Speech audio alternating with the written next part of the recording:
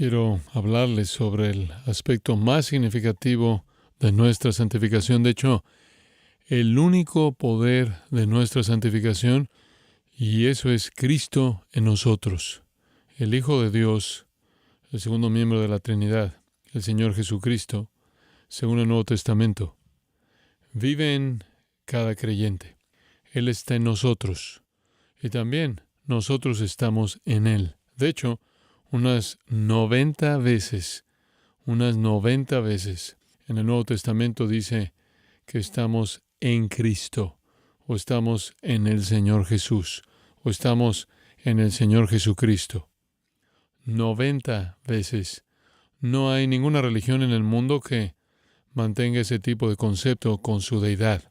Ninguna se dice que alguien esté en Buda, o Buda en él, o en Mahoma, o Mahoma en él, o en Alá y Alá en él, o cualquier otra deidad. Esta es la realidad definitiva de la única fe verdadera, el cristianismo, que estamos en Cristo y Cristo está en nosotros. Y estábamos en Cristo antes de que Él estuviera en nosotros. Estábamos en Cristo antes de que cualquier cosa en el universo existiera siquiera. En la mente de Dios estábamos en Cristo antes de la creación. Y cuando fuimos redimidos, no solo estábamos en Cristo, ya habíamos estado en Cristo, estábamos en Cristo cuando Él vino al mundo y vivió una vida justa. Estábamos en Cristo cuando Él murió una muerte sustitutiva. Estábamos en Cristo cuando fue sepultado. Estábamos en Cristo cuando resucitó. Estábamos en Cristo cuando ascendió. Estábamos en Cristo cuando tomó asiento a la diestra del Padre. Estábamos en Cristo cuando fue coronado con gloria. Pero cuando fuimos regenerados, justificados, convertidos, Cristo vino a estar en nosotros. Esta es una realidad profunda y es la característica distintiva del cristianismo y todo el poder y motivo de nuestra santificación. Hace poco tiempo estaba pensando en un pequeño poema que leí hace mucho tiempo y decía así: aunque Cristo nazca 1000 veces en Belén, si no nace en ti, tu alma sigue desamparada. Celebramos el hecho de que el Hijo de Dios estuvo en el vientre de María. Y eso es una realidad notable, obviamente, la esencia milagrosa de la encarnación. Pero el Hijo de Dios no como un niño, sino en su plenitud. Vive en cada creyente. Colosenses 3:11 dice, Cristo es todo y en todos. Esa es una afirmación absolutamente que abarca todo y no se limita a nada. Cristo es todo, todo de Dios, y está en todos los que pertenecen a Dios. Por eso 1 Corintios 3:16 dice, vosotros sois el templo de Dios. Efesios 3:20 dice, el poder de Dios obra en vosotros la plenitud de Dios. Efesios 2:22 dice, vosotros sois morada del Espíritu. Cristo está en ustedes, Dios está en ustedes y el Espíritu Santo está en ustedes. La Trinidad está en ustedes porque la Trinidad es indivisible. Así que cuando decimos Cristo está en ustedes, esa no es una persona de la Trinidad. Simplemente eso es que estamos identificando a Cristo como una de las realidades del Dios Trino, una de las personas del Dios Trino, y no estamos diciendo que las otras no estén allí también, porque el Espíritu del Señor está allí y Dios mismo está allí. Ustedes son el templo de Dios, ustedes son el templo de Cristo, ustedes son el templo del Espíritu Santo. Esto es un lenguaje asombroso, sorprendente, impactante que el Dios Trino ha establecido residencia en cada creyente cristiano regenerado. Somos el lugar de morada de Dios.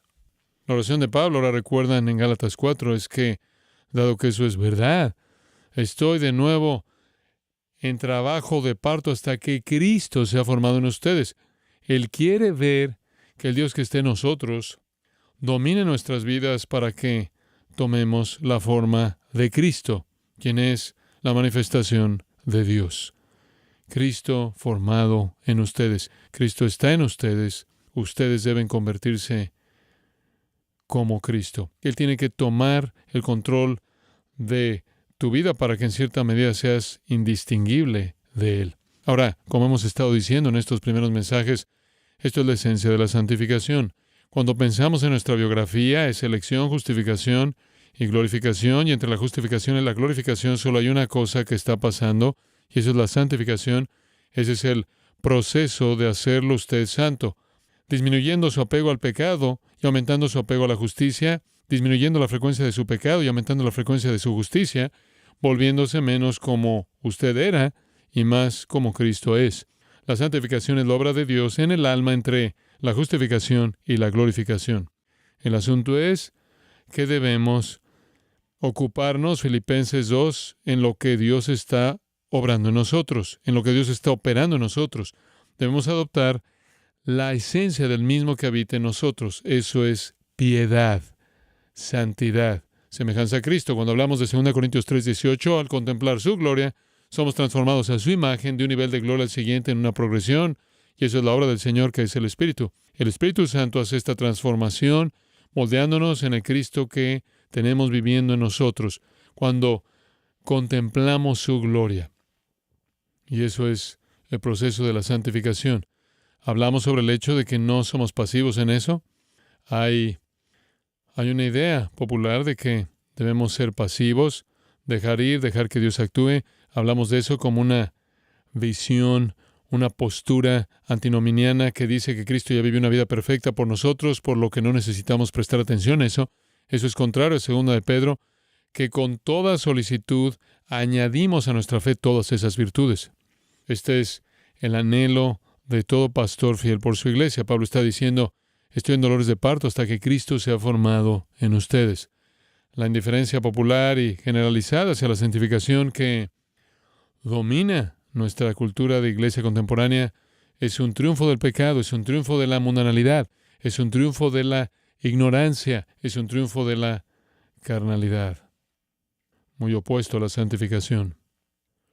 Así que quiero examinar más detenidamente ahora esta unión espiritual y sobrenatural con el Señor.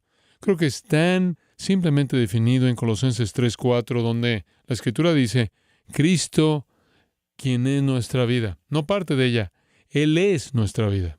Ahora, la Escritura es clara en que nosotros estábamos, antes de que Cristo estuviera en nosotros, estábamos en Cristo, y creo que esta es una verdad que usted necesita entender, que está expuesta maravillosamente en el capítulo 1 de Efesios. Estábamos en Cristo cuando Dios eligió a los escogidos.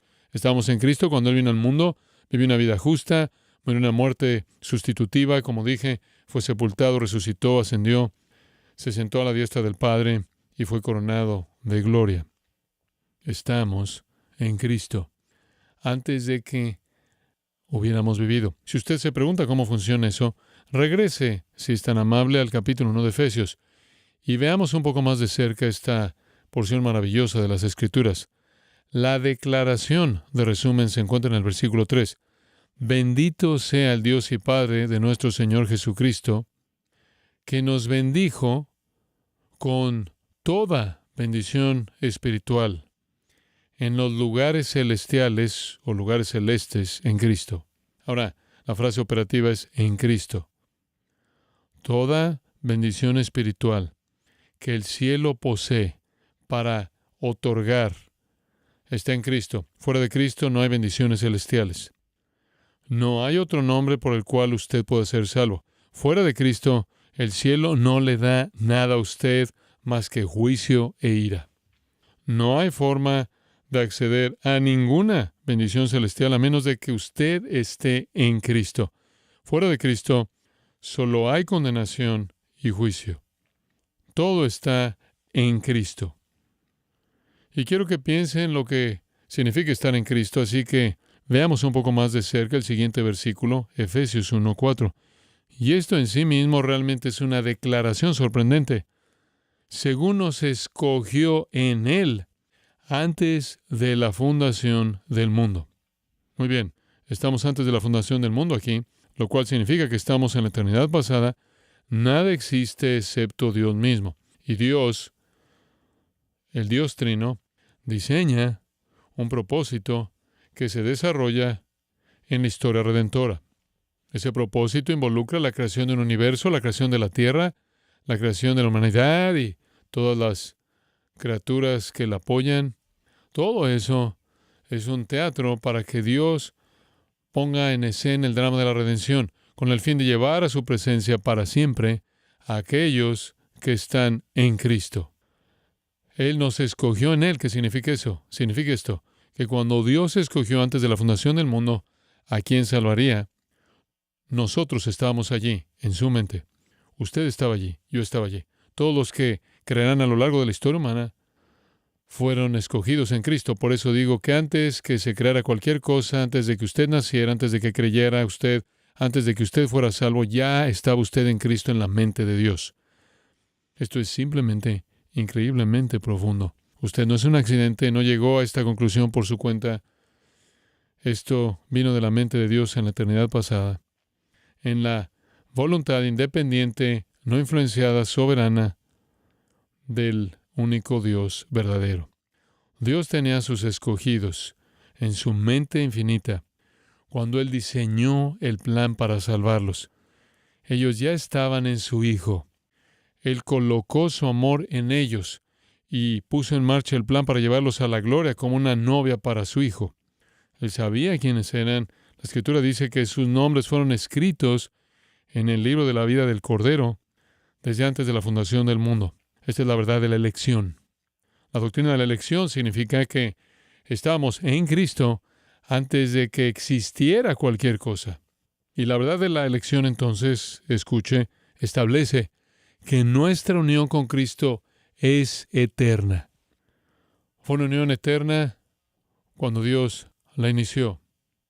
Y por supuesto, continúa eternamente en la gloria eterna del cielo. Todos los escogidos estaban presentes en la mente del Padre, en la mente del Hijo y en la mente del Espíritu Santo. Dios sabía exactamente quiénes estaban en su Hijo, sabía exactamente quiénes iban a ser redimidos, Él sabía exactamente quiénes iban a ser llevados al cielo. El plan de redención fue trazado, la obra de redención fue realizada por Cristo, y a través de todo eso nosotros, por nombre, por persona, por identidad, estábamos en la mente del Dios Trino. Por tanto, el vínculo divinamente ordenado de unión entre el Redentor y aquellos que Él redimió fue establecido en la eternidad pasada. Los beneficios, entonces, de la obra de redención cuando Cristo vino al mundo, de hecho están asegurados para nosotros, no por algo que nosotros hicimos, sino por el decreto eterno, soberano y no influenciado de Dios antes de que el mundo comenzara. Así que cuando usted piensa en estar en Cristo, este es un pensamiento trascendente que es tan vasto que si usted intenta llevar este asunto demasiado lejos en la eternidad, usted va a perder la razón. Es simplemente demasiado vasto. Pero es verdad. Dios lo ha tenido usted en su mente desde toda la eternidad pasada, cuando no había tiempo, lo cual significa esto, que usted eternamente estaba en su mente. Eternamente Él había diseñado colocar su amor en usted y colocarlo en su Hijo, incluso en el acto de la elección. Luego, el apóstol Pablo pasa a la redención. Ahora nos movemos en el tiempo. Nos escogió en Él antes de la fundación del mundo y la meta era que fuéramos santos e irreprensibles delante de Él, y eso es la glorificación. Así que ténganlo en mente. Él hizo la elección en la eternidad pasada de que eventualmente seremos santos e irreprensibles delante de Él. Eso es la glorificación. Pasamos de la elección a la glorificación. Entonces, cuando Dios nos escogió, no escogió solo perdonar nuestros pecados, escogió llevarnos a la gloria. Por eso en Juan 6 Jesús dijo, todo lo que el Padre me da vendrá a mí, y al que a mí viene, no lo echaré fuera, sino que lo resucitaré en el día postrero, porque el plan no era parcial, el plan era completo. El plan era llevarnos a nosotros, que estamos en Cristo, en santidad y siendo irreprensibles delante de Él. ¿Qué había detrás de esto? En amor. Él nos predestinó para ser adoptados como hijos mediante Jesucristo en amor. Lo hizo por amor. Lo hizo por amor. Colocó su amor en nosotros cuando no existíamos. Así que realmente no es que fuéramos tan agradables, porque el hecho es que no lo éramos. Todos nacemos en pecado, enemigos de Dios. Pero el amor incomprensible y generoso de Dios fue colocado en nosotros para que Él, por la intención bondadosa de su propia voluntad, para alabanza de la gloria de su gracia, que nos concedió gratuitamente en el amado, nos hiciera hijos. Ahora, ¿qué significa ser hijo?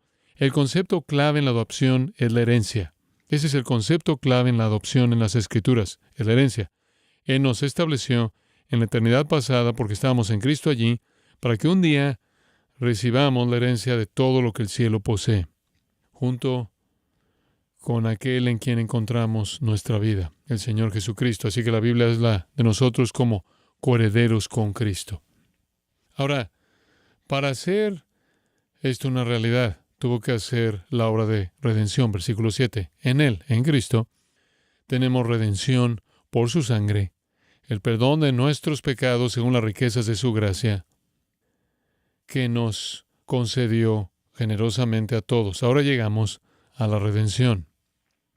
En Él tenemos redención.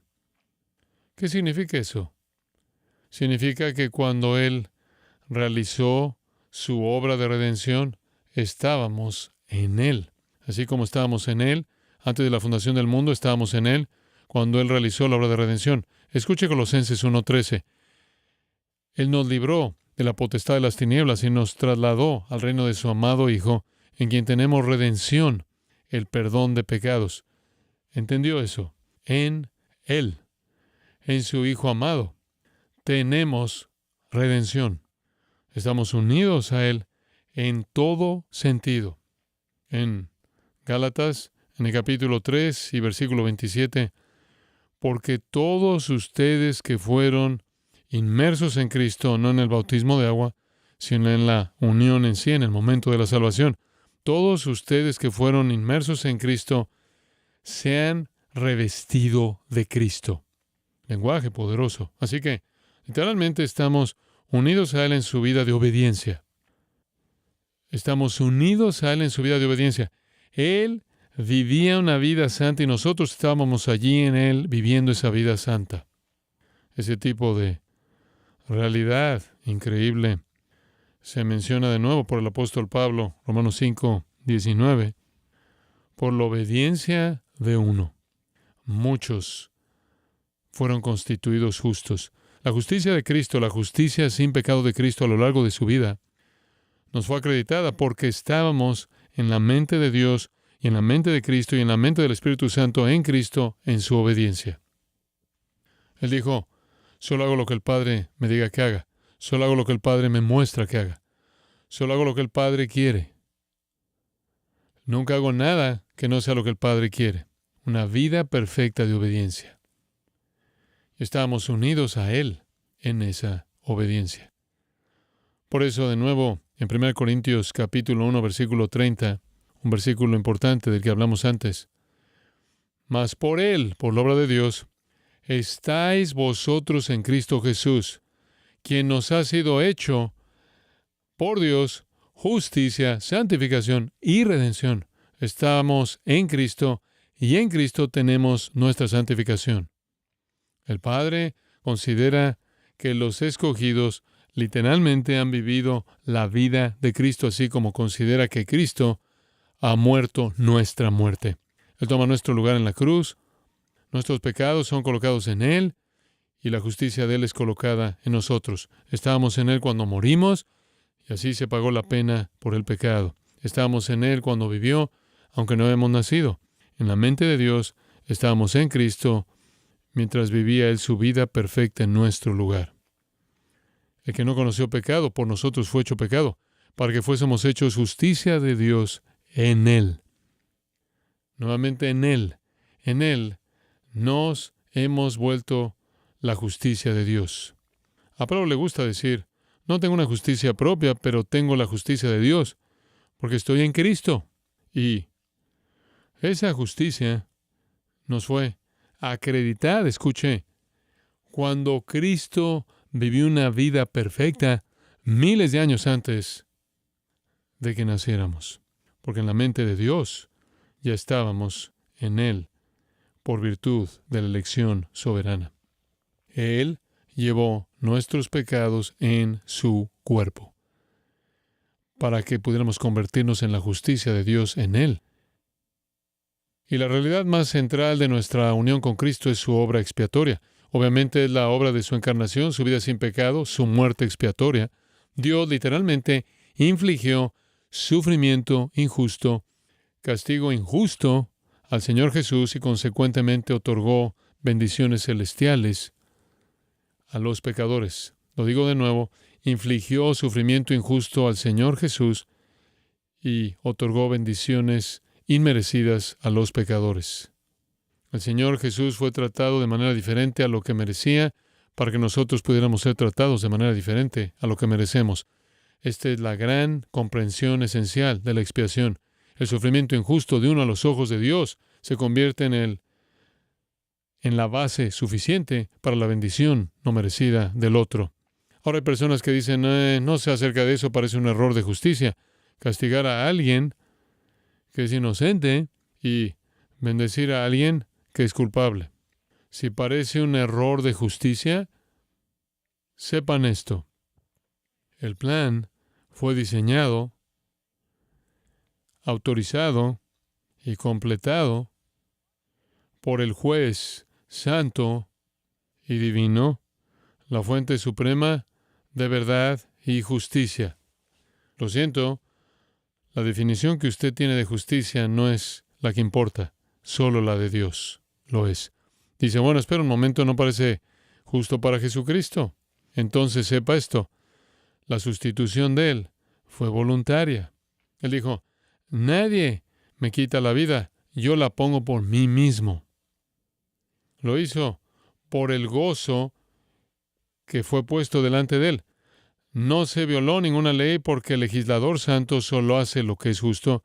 No hay derechos negados porque el Hijo de Dios solo hace lo que el Padre quiere porque también quiere hacerlo perfectamente. Todas las realidades de la expiación se originaron en el amor de Dios por su Hijo y el amor de Dios por los pecadores. Y el Hijo estuvo dispuesto porque sabía que el resultado era llenar el cielo con una humanidad redimida que glorificaría al Padre, al Hijo y al Espíritu Santo por los siglos de los siglos de los siglos y llenaría el cielo eterno con adoración. Entonces, el aspecto principal que necesita entender acerca de la expiación y la obra de redención es la unión íntima, personal y eterna entre el Señor Jesucristo y los pecadores escogidos por quienes vivió, por quienes murió, por quienes resucitó, por quienes ascendió y por quienes fue coronado. La deidad del sustituto, Cristo, le da al acto de sustitución la naturaleza de homenaje personal a la ley santa rota de Dios, reconocimiento personal del mal causado por el pecado, experiencia personal de la ofensa que el pecado es para el Dios santo, y todo eso por el Señor mismo, para cuya satisfacción las penas son cumplidas. Isaías 53 dice que a través de todo su alma quedó satisfecha. Así que al ofrecerse a sí mismo, el Señor Jesús se une a todos los que están en Él. Permítame explicar eso un poco más. Permítame desarrollar eso un poco más.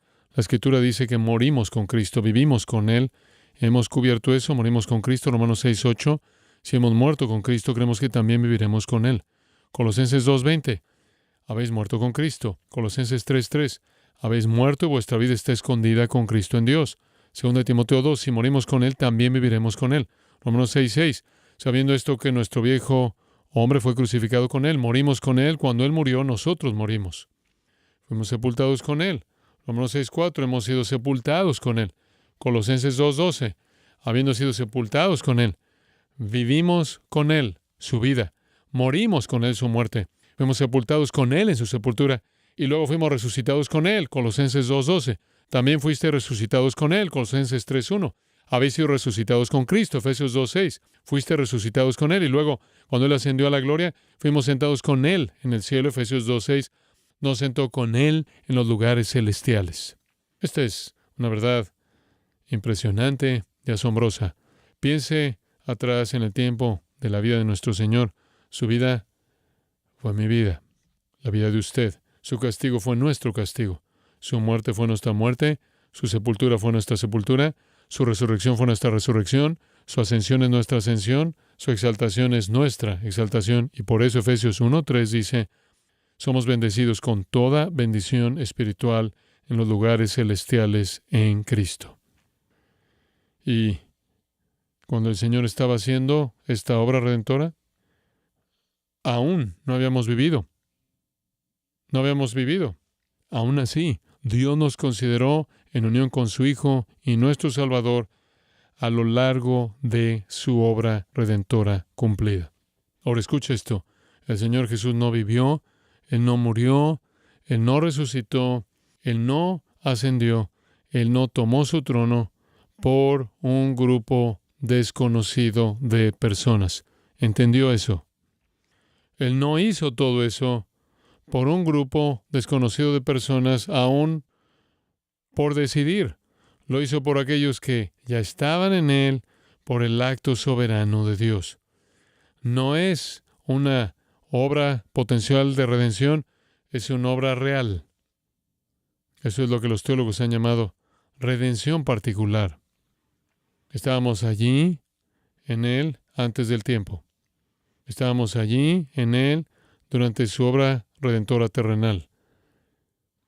Estamos en Él ahora y estaremos en Él para siempre. ¿Y cómo pasó eso? ¿Cómo se aplica a nosotros? Es aplicado a nosotros mediante la fe. Escuche Efesios 2:5.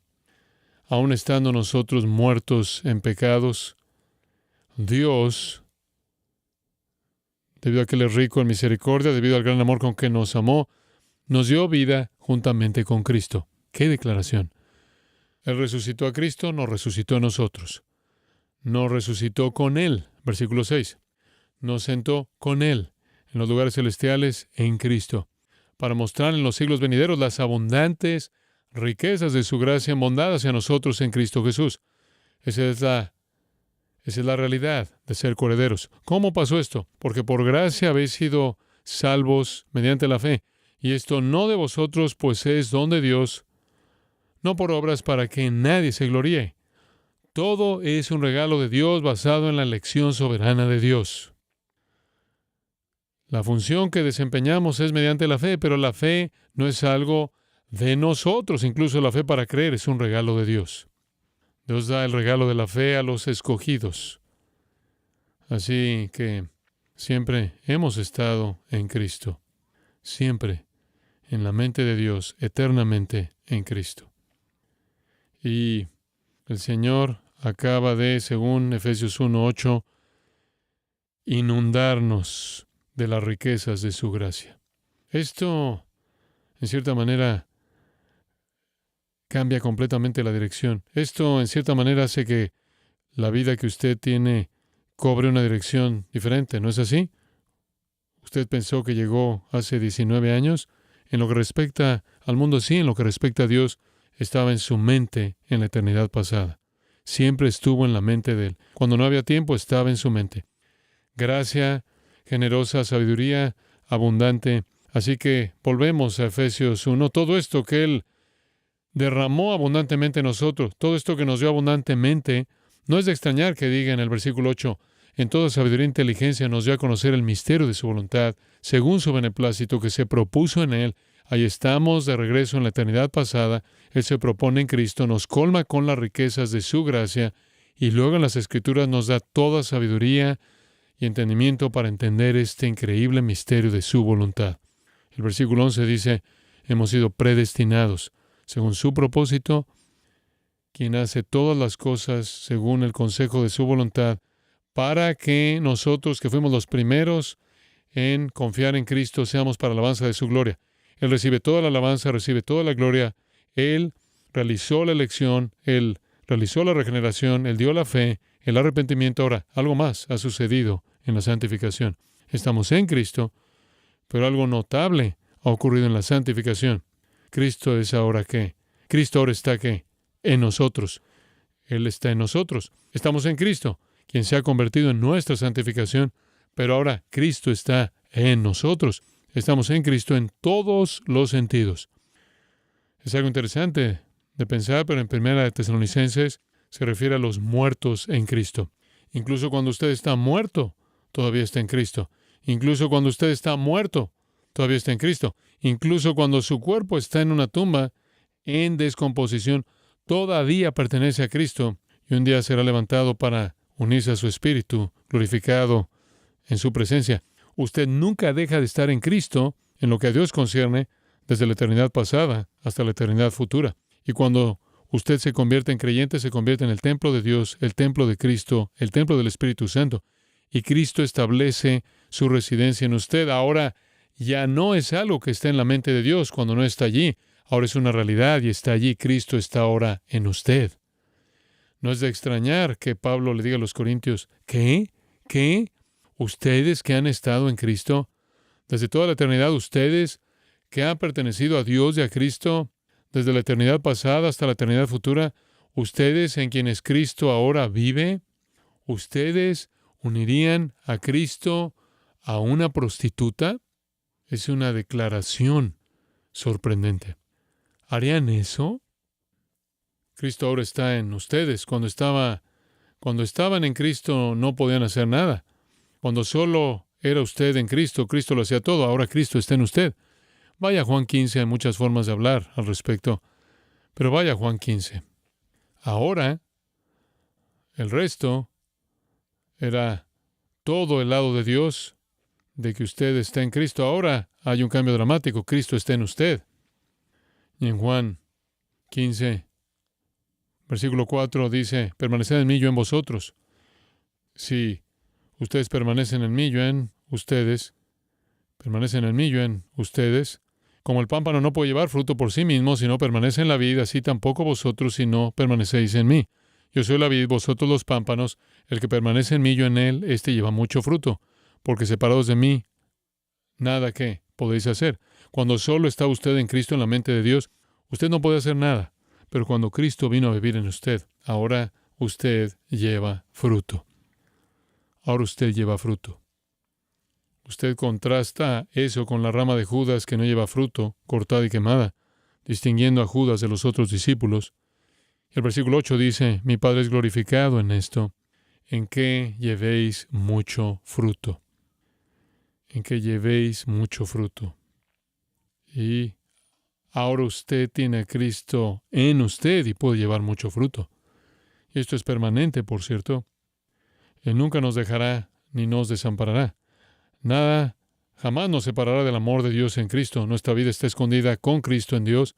Eso nunca puede cambiar. Nadie puede arrebatarnos de la mano de Dios. Nadie puede hacer nada para que Cristo nos deje. Esta es la realidad que está en el cimiento de la santificación. Cristo en nosotros. Ahora, solo por cuestión de tiempo, volvamos a Efesios 1, un par de comentarios.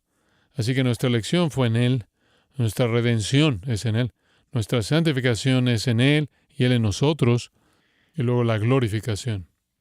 Vemos la glorificación, conforme vemos el versículo 10, la suma de todas las cosas en Cristo, cosas en el cielo y cosas en la tierra, el fin de todo. Y luego, al final del versículo 10, en Él hemos obtenido una herencia habiendo sido predestinados según su propósito, el propósito del que hace todas las cosas conforme al designio de su voluntad. Un día seremos para alabanza de su gloria en Cristo. Versículo 14, vamos a recibir una herencia y el Espíritu Santo es el enganche, la garantía de esa herencia para alabanza de su gloria, y habla sobre nuestra herencia. Tenemos una herencia, tenemos una promesa, tenemos una garantía, estamos sellados, vamos a ser redimidos como la posesión permanente, eterna y personal de Dios. Todo para la alabanza de la gloria de su gracia.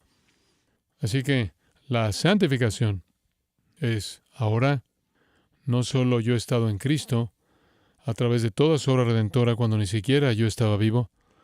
Él lo hizo todo por mí, pero ahora, por su poder soberano en la regeneración, la justificación, Cristo está en mí. Y la vida que yo vivo, la vivo por la fe en el Hijo de Dios, quien me amó y se entregó por mí. Vivo entonces en una relación con Cristo, ¿no es así? Usted no se define por la ley, se define por Cristo. Por eso 2 de Pedro 3:18 dice, creced en la gracia, creced en la gracia. Usted no crece en la ley, crece en la gracia y en el conocimiento de nuestro Señor y Salvador Jesucristo. Una vez más, volvemos a 2 Corintios 3:18. A medida que usted crece en su conocimiento de Cristo, está creciendo en gracia. ¿Por qué? Porque cuanto más conoce a Cristo, más maravilloso se vuelve para usted, más toma el control de su vida y más se parece usted a Él. La naturaleza de nuestra unión con Cristo en el Nuevo Testamento es demostrada de varias maneras. A veces es como un fundamento y un edificio. Él es el fundamento, nosotros somos el edificio, Efesios 2. A veces es como una vid y sus ramas, Él la vid, nosotros las ramas, Juan 15. A veces es como un esposo y una esposa, Efesios 5. Incluso como una cabeza y un cuerpo, ese tipo de imágenes. Pero todo esto es para ilustrar la conexión inseparable que tenemos con Cristo cuando no solo estamos en Él, sino que Él está en nosotros. Esto es lo que usted debe tener presente. Cristo, el Padre, el Hijo y el Espíritu Santo, vivos en mí, en todas partes, a donde voy, en todo lo que pienso, en todo lo que digo, en todo lo que hago, solo resumiéndolo. Es una unidad orgánica, somos como un solo cuerpo. Es una unidad legal, Cristo es nuestra cabeza representativa. Es una unidad virtual, toda la vida fluye de Él. Es una unidad espiritual porque Dios es espíritu. Es una unidad permanente porque nada puede alterarla. Entonces, ser un cristiano santificado no es simplemente de alguna manera tener un amor inusual por Cristo. Muchas personas tienen actitudes sentimentales hacia Cristo. No se trata de tener algún tipo de conexión misionera con Jesús que quiere ayudar a los pobres, aunque eso sea noble y esperado. Ser cristiano no es tener algún tipo de afinidad por la moralidad que el Señor defendió. Ser cristiano no es tener una unión sacramental con Cristo en la que usted cubre ciertos rituales. Y ser cristiano no es simplemente una asociación religiosa con Cristo. Ser cristiano es decir esto: Él es tu vida. 1 Juan 4:15, todo aquel que confiese que Jesús es el Hijo de Dios permanece en Él y Él en Dios. Se trata de estar en Él y Él en nosotros. Me encanta el comienzo de la epístola a los tesalonicenses. Pablo, Silvano y Timoteo a la iglesia de los tesalonicenses, en Dios Padre y en el Señor Jesucristo. Estamos en Él, Él está en nosotros. Que ustedes sean llenos de toda la plenitud del Dios que habita en ustedes. Que sean llenos del Espíritu de Cristo que vive en ustedes. Esto transformará de manera dramática, no solo su relación con Él verticalmente, sino también cada relación horizontal. Señor, una vez más, gracias por tu palabra, su poder y su claridad. Y hay mucho más que se puede explorar en este gran tema. Que todos nosotros seamos estudiantes de lo que significa tener la promesa de que no solo estamos en Cristo, sino que Él está en nosotros. Que eso siempre esté en nuestros pensamientos conscientes. Cristo está en mí. Donde quiera que vaya, lo que sea que haga, lo que sea que piense, lo que sea que diga, Cristo está allí. Y debido a que Él está allí, podemos dar mucho fruto para tu gloria. Hazlo así, te lo pedimos, en el nombre de aquel que nos amó y se entregó por nosotros. Amén.